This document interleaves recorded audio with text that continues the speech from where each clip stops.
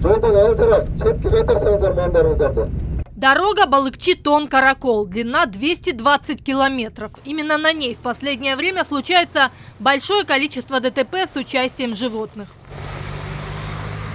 Аябай эле кооптуу болуп атат. Жарыкта да, кечинде да жүрөбүз, кичине ушул малын көп. На самом деле очень опасно. Мы днями и ночами в пути. Скот тоже зачастую остается без надзора. Хорошо бы, чтобы люди следили за животными, поскольку из-за этого происходит много несчастных случаев.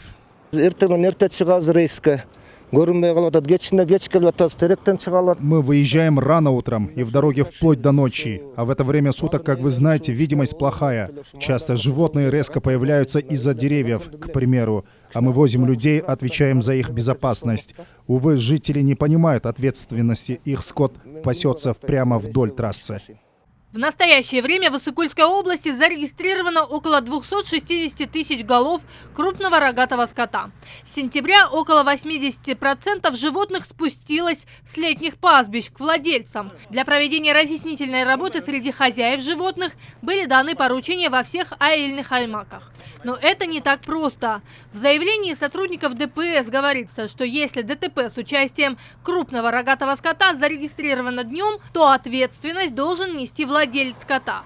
К тому же возместить причиненный ущерб. Жолдун жээгинде кароосуз калтырган малдарды ээлерин таап, ошолорго атайын.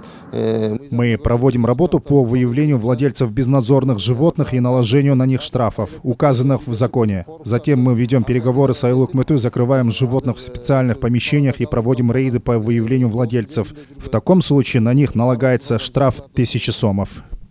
Напомним, за последние 10 месяцев на территории области зарегистрировано 134 ДТП с участием животных, в которых погибли 2 человека. 9 получили тяжелые ранения. По словам специалистов, повышение ответственности можно добиться только за счет увеличения штрафов в отношении владельцев животных.